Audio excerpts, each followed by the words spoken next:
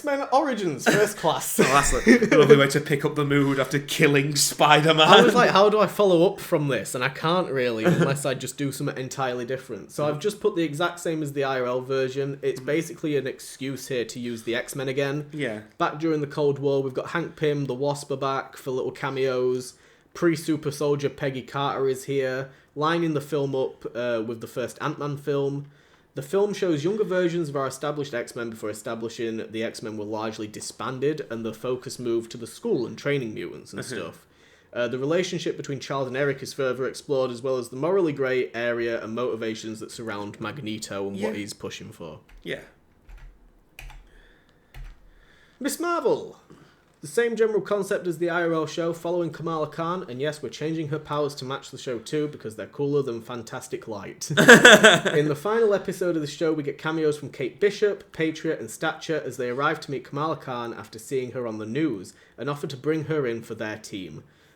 Which, I'm not doing the Young Avengers, I'm just doing the Avengers. Yeah. And they're sort of like, I think you said it before, they're like interns. Yeah.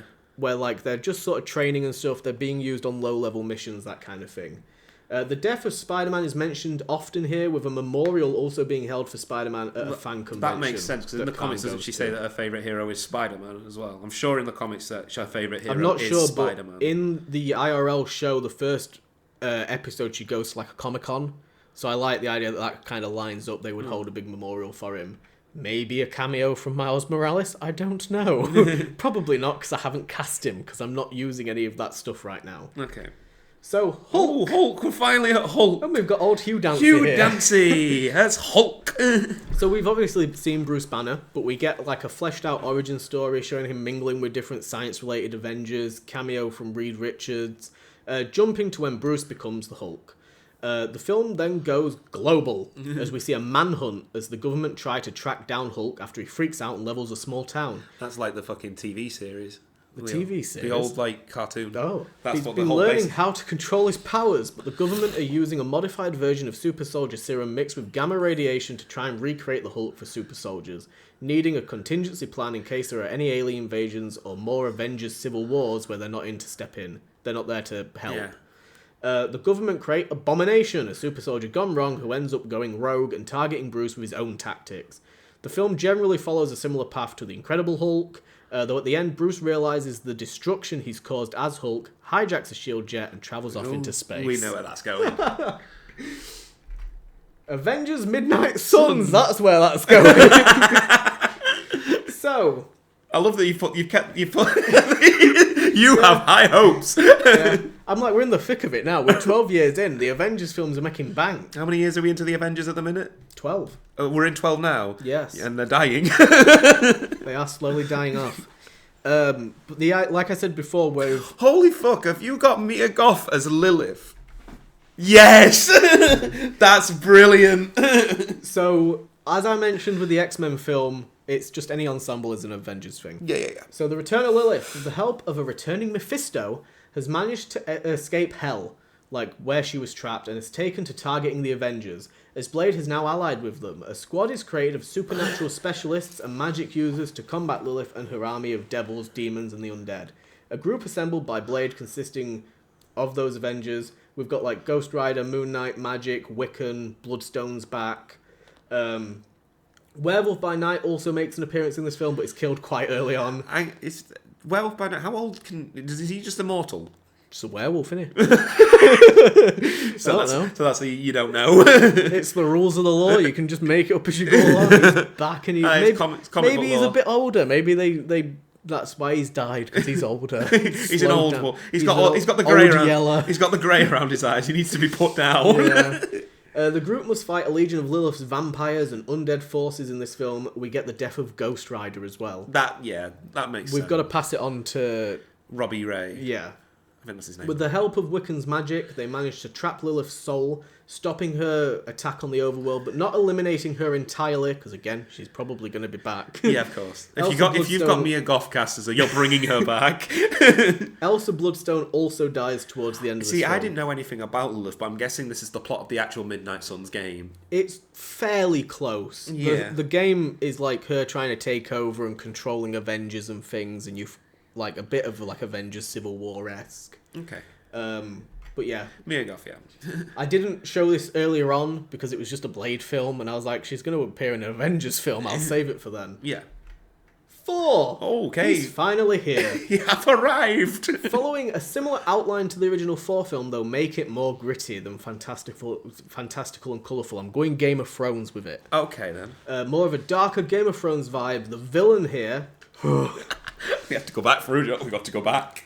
The villain here is Loki. There's a lot of world building, and we see the ancient battles between Asgard and the Ice Giants. We get Easter egg appearance of the Infinity Gauntlet, explanation as to what it is, the Infinity Stones, all out there somewhere, blah, blah, blah, blah. Here we see the creation of the Tesseract, and it's used here by Loki to control the Ice Giants on a larger scale.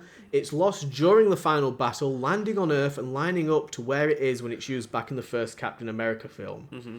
Odin dies at the end of the film, and Loki falls into the void.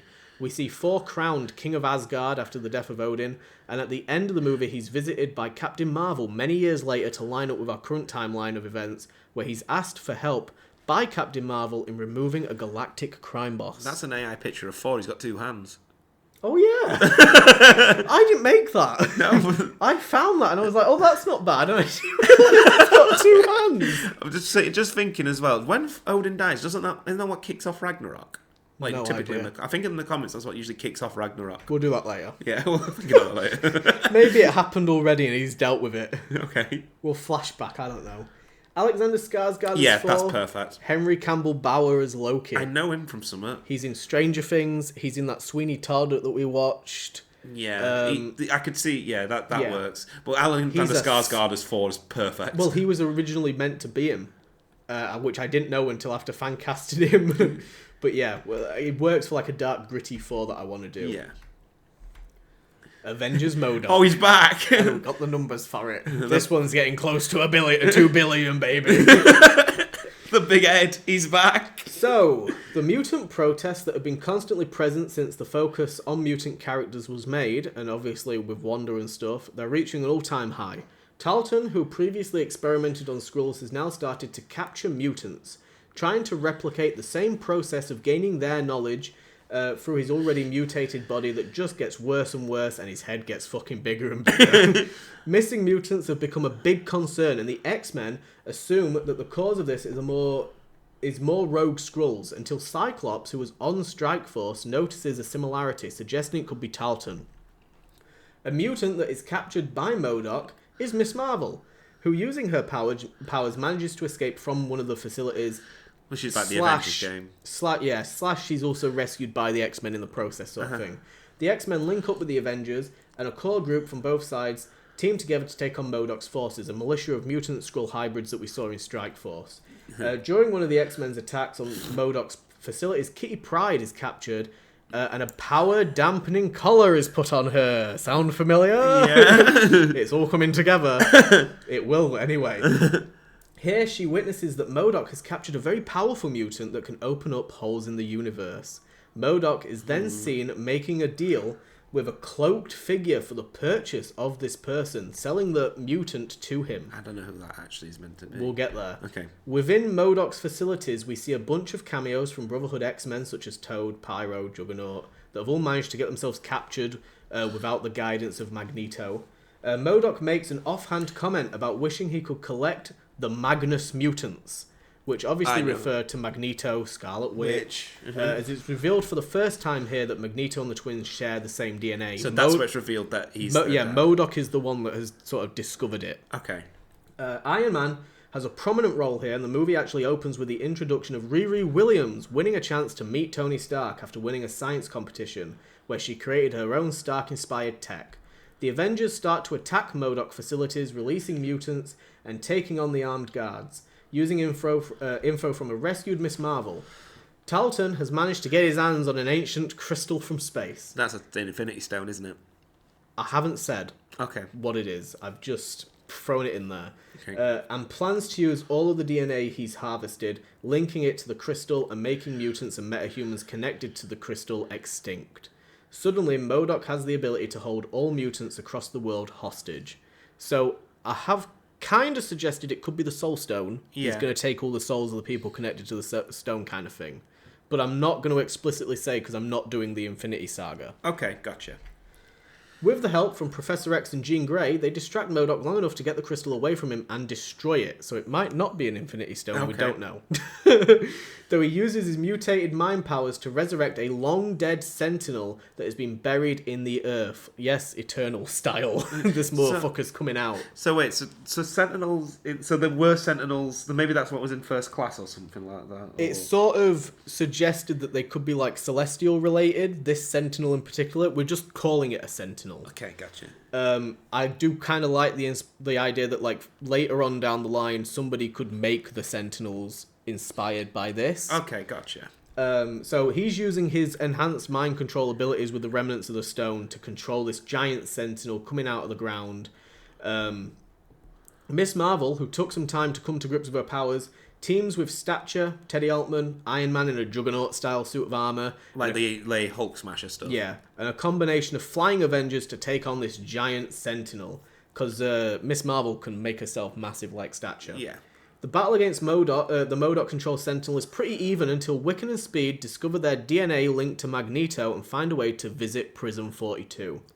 They reveal to Magneto that they're related and explain that they need his help to fight against MODOK, and he agrees. The three of them return just in time as the exhausted Avengers are battling the Sentinel. Magneto is able to control the fully metal corpse of the reanimated Sentinel and destroy it, tearing it apart entirely. You get, like, full display badass Magneto. Okay, cool. I love the idea of him coming down from the heavens. He's just fucking tearing it apart. Easy. Piece of piss. This is the mutant that can punch a hole through the universe. Do you know who it is? I'm not sure. We'll get there if you don't. Is that America Chavez? Oh, okay. She got kidnapped at the end of Iron Man 3 by Tarleton. It's all connected. It's all connected. I thought the person who kidnapped him was going to be Superior Iron Man still in there. No. Magneto then goes after MODOK. MODOK had wanted to capture Magneto so badly but hadn't actually prepared for doing it. Magneto starts to crush MODOK inside of that shell suit before he's stopped by Cap, saying that they can contain Tarleton in Prison 42 if Magneto lets him live, and in return they'll give Magneto a chance at rehab. You know, he'll be let free and you can go off and do your thing. Go find Wanda. Magneto. Magneto!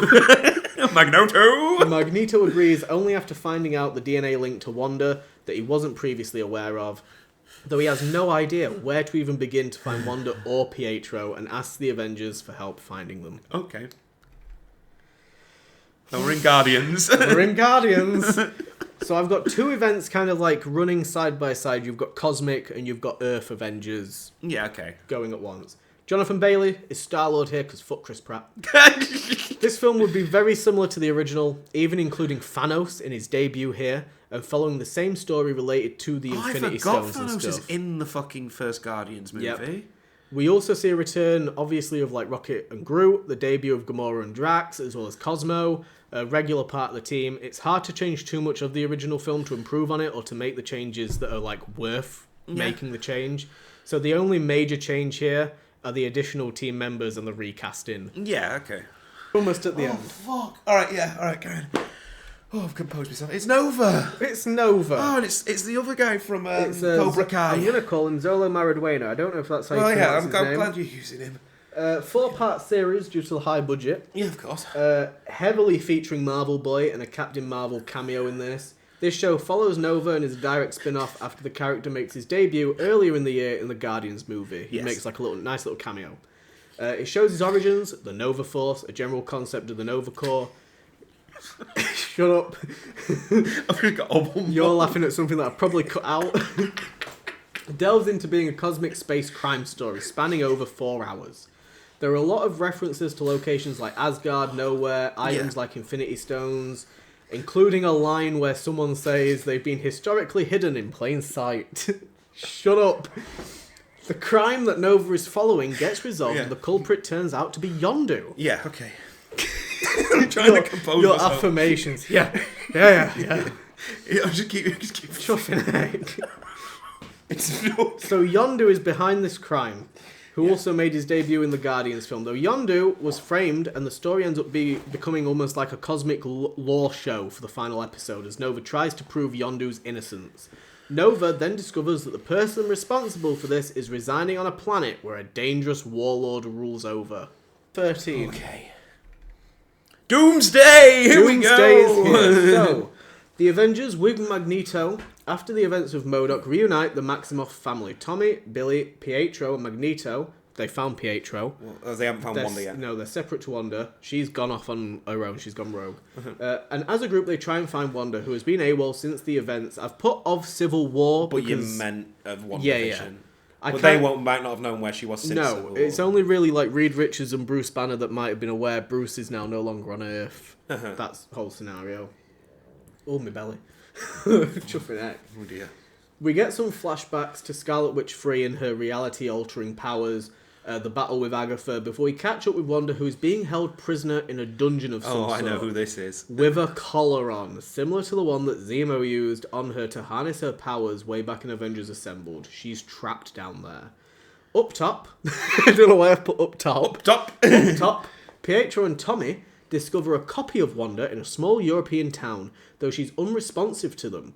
The Avengers, when catching up with them, decide to interrogate the copy of Wanda until Black Widow shoots her through the interrogation room. I wonder if that was maybe meant to be Polaris. Polaris? No. That's her sister. Okay. No. It's from Children's Crusade. Oh, okay. This is like direct adaptation up until the interrogation shooting. Okay, then. The idea is that, like, Black Widow's like, why are we even wasting time? Fucking shoot her. Okay. You know, she killed Hawkeye. Okay, yeah. Revenge for the death of Hawkeye. Though it's then revealed that this copy is not human, and in fact, a robot. Doombots. Specifically one of Latveria's infamous synthetic deputies. This leads the Avengers to Latveria, where Reed realizes that Victor Von Doom is Lord of Latveria, and the same Victor he used to know back during the events of Fantastic Four. Reed recommends caution and informs them of Doom's sorcery, and we get some flashbacks of Latveria through the events of the MCU, Doombots protecting it from Skrulls, attacks from Hydra, even some other events we see off camera. Tony insists that the Avengers and some volunteering X-Men set up a meeting with Doom, and of course the moment they contact his Doombots, he's expecting them. He's been waiting. Here we get a flash forward of Doom stood on the steps of Castle Doom, saying, "Mourn your dead," with a sick, deafening silence after it. We get a montage of Doom now travelling the multiverse, collecting different technologies and artifacts, defeating different multiversal beings such as Galactus, Dormammu, and the Silver Surfer. So you get a flash forward to Doom. So you get one flash forward of Doom stood on the steps of Castle Doom, saying, "Mourn your dead." It then cut to black, and you get the montage of him travelling around. It switches to like a POV of him killing all these people. So your Doomsday is quite somewhat similar to mine. Like, it's him travelling the multiverse, killing other Dooms. Yeah, but he's killing other beings basically that also sort of traverse the multiverse kind of thing. Okay. When who returns? When Doom returns. When he returns, the meeting between him and the Avengers is set up, with the request from the Avengers that he hands over Wanda. We then see flashbacks of Doom using the technology from a Kang, not yet introduced, but one that he has killed, to travel back in time, where we see him interact with Baron Zemo pre-first Avengers film, giving Zemo the location of Wanda and the technology of the power-dampening collar he created. He set everything up. It was Doom all along. We then get a jump forward where we see him giving the idea of Civil War to Wilson Fisk. We see Doom talking to mutated MODOK during the events of that Avengers film, moments before the Avengers confront MODOK. There was a hooded man that was purchasing that mutant. He then goes back and interacts with Agatha, requesting that she confront Wanda with the Darkhold book, because it's revealed that the reason Wanda was so mentally unstable was because Agatha gave her the Darkhold and the whole multiverse of madness, shenanigans. Wanda, who vanished after Civil War, caused the Hex, then vanished again with the Darkhold, baited into a trap by Doom with a fake version of the book after Agatha was defeated. Hence how Wanda is trapped. He then designed the synthetic Wanda as a lure for the Avengers, knowing they would figure out it was him. We see the origins of the Doombots, a lot of lore building for Doom here, them defending Latveria in a battle against the Skrulls, and then when the Avengers arrive, the Doombots try to slow them down by announcing an attack. They say straight away, "We know you've got a meeting with Doom. but we want to test you a bit. Yeah. We've got gloating Doom. Yeah. Doom explains it's their natural protocol to keep out Avengers, but he's sure they can handle a few robots. A small team of Avengers is sent in to deal with the robot resistance before approaching Castle Doom. So, your version of Doom set everything up in motion throughout the entire thing. That's it isn't... So whereas mine tells the story of him becoming the powerful Doom and then having all of that resolved in one movie, yours instead has him starting quite powerful and going backwards. And not working quite up to powerful enough to deal with the Fantastic Four, but over time developing his powers. Mm-hmm. I go into it further in the future films because we get loads of flashbacks dotted throughout. Yeah, so your Doom causes the events of the pretty MCU. much every single core event he's had like a bit of a hand in. Maybe not the Skrull one with Secret Invasion, but like he was involved in MODOK. He was involved with Civil War, Avengers Assembled, and Dark Empire. Yeah. Oh, wow. The team sent in to confront Doom consists of Tony Stark, Steve Rogers, Falcon, Cyclops, Wolverine, Quicksilver, Black Widow, Reed Richards, Johnny Storm, and Doctor Strange. Mm-hmm. The team enter Castle Doom after the fight with the robots and head down a hallway consisting of trophy cases and displays of all the multiversal achievements Doom has experienced throughout the last decade. He has plenty of references here to other characters: Silver Surfer's board, an Infinity Gauntlet without the stones, Thanos' helmet, Thor's hammer, Hela's helmet, a shrunken down version of Galactus in a jar, a large empty display case with a chair inside of it but nothing else, and there are a collection of completely empty display cases with blank name tags on them. Who does the chair belong to? We'll get there. Okay. I think we'll get there. If not, I'll tell you. Doom and his personal guard welcome them into the throne room, where he grants them an audience. They go back and forth, and Tony insists that Doom hands over Wanda and the Avengers would leave without any issues. Pietro constantly butting in to try and speed things up, pun intended. Mm-hmm. I expected the great Tony Stark, Steve Rogers, Dr. Stephen Strange, Reed Richards to be a little bit smarter than making demands in my own home. Mm-hmm. Tony explains that he has plenty of Iron Man suits at the ready, and both Falcon and Johnny are outside keeping an eye on the Doombot patrols. I didn't invite you here for negotiations, Avengers. I invited you here to finish my collection. Oh, no. Doombots storm the throne room. Time slows as Pietro goes faster than he ever has, speeding towards Doom, but Doom sees it coming and sidesteps in Superman style and lets Pietro wipe himself out with a brutal collision in the throne room. Pietro's out of the picture at this point. He's knocked himself out with that. Fantastic. Doombots begin to attack the Iron Man suits. Human Torch and Falcon on the outside of the castle, starting an aerial firefight to distract them. The Avengers inside the throne room are fighting the Doombots while Strange duels with Doctor Doom. We see like a big CGI magic off. Yeah. Strange manages to contain Doom for just mere seconds so that he can look at Tony and say, "Run," before Doom blasts Strange, and that's all that's left where Strange stood is a small glass prism on the floor with like little blast marks around it. Yeah. Where was I?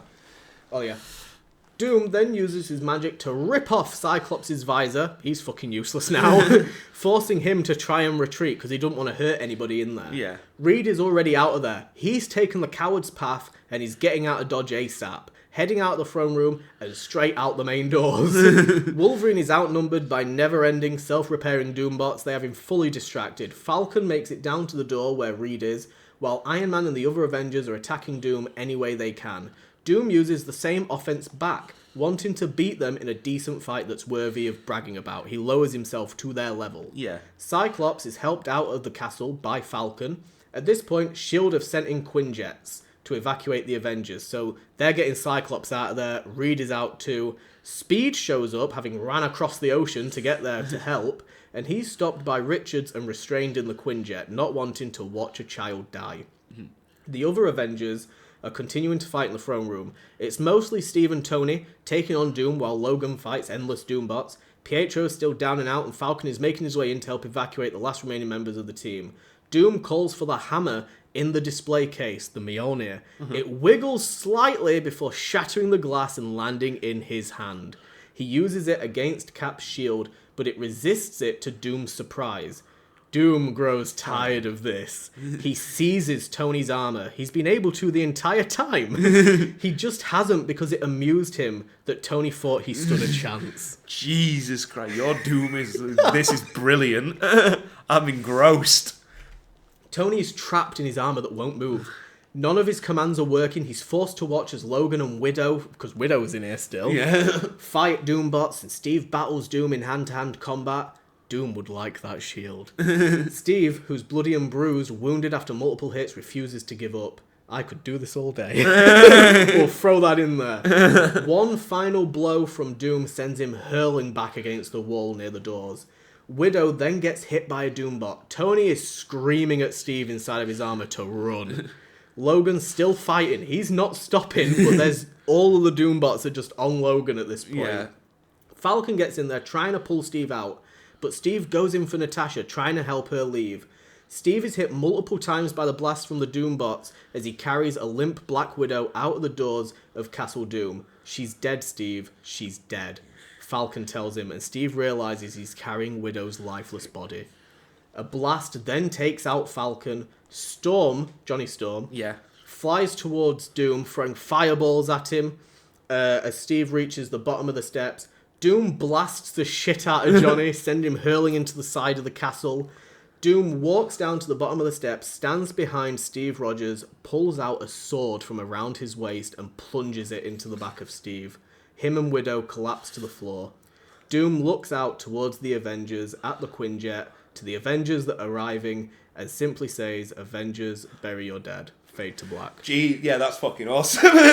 That'd be a sick film. There's not more. So, it's not confirmed, but Human Torch died. Yeah, okay. Black Widow, Human Torch, Captain America. It's MIA, Avengers, a Scarlet Witch, Wolverine, Iron Man, Doctor Strange, Quicksilver. Mm-hmm. I liked that visual as well. Yeah. I liked that a lot. And obviously I had to include him having Mjolnir. Yeah. The idea that I'm moving with Mjolnir is that within my established MCU, magic wielders don't really apply to Mjolnir. Right. You still have to be worthy to use the God of Thunder's power. But you can hit them with a hammer. But you can pick up Mjolnir sort of willy-nilly if you're a magic user. Right, okay. That's fun. Yeah, your Doomsday is very... So for yours, you've obviously got like all of the lore of like Marvel included. Mine, I think I tried to bend mine to fit more into what maybe the MCU would do. I've tried my best to adapt. I've adapted Children's Crusade the best that I can, while also involving my own shit in there. Mm-hmm. Yours seems to be much more like... Yours is rooted in like more actual Marvel comic lore. Mine's like, okay, how can I make Doom and bend him to like be in the actual MCU? It's very interesting to see the difference in it, but we've both made Doom a monumental threat when he kicks off.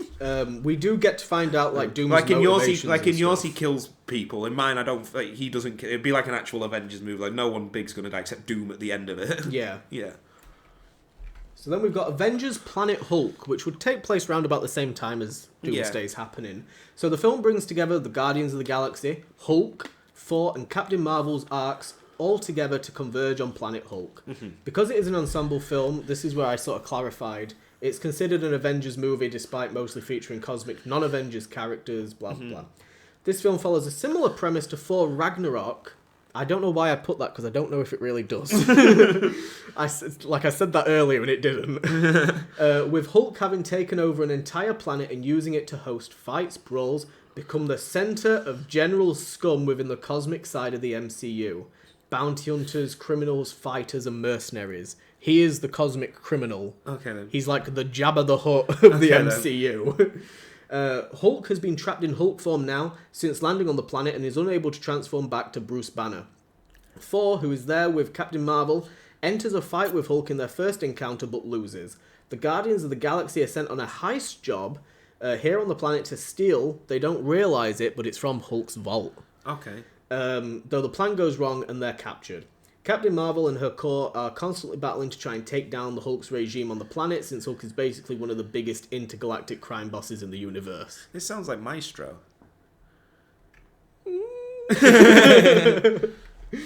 It's revealed that Thor's sister Hela has managed to trap Hulk in a constant Hulk form as the goddess of war and death, and she's feeding off... I don't know what she's What is she the goddess of? Is it death? I think it is, yeah. Okay. Because that's what I went for, but I didn't know if it was comic accurate because I've never read a Hela comic. No, I think she is the goddess of because I've kind of gone for like a Wonder Woman Ares kind of thing. She watches the underworld, I think. Okay. So because she's trapped him in the Hulk form and he's causing all of this chaos, she's getting like a real kick out of it. Yeah. So once it's revealed that she is the cause behind it, the group band together. Thor visits Asgardian sages to learn about his sister, while Captain Marvel and Nova team to lead a resistance against Hulk's gangs. It's the Guardians that manage to use Cosmo the dog to telepathically get through to Bruce and transform him back. Cute doggy. I love the visual of like Cosmo jumping up into Hulk's arms. Hela makes her presence known and there's a big showdown between her and Thor at the end of the film. We see Reed Richards contacting Bruce Banner after the events of Doomsday, telling him that he needs to return to Earth. Okay.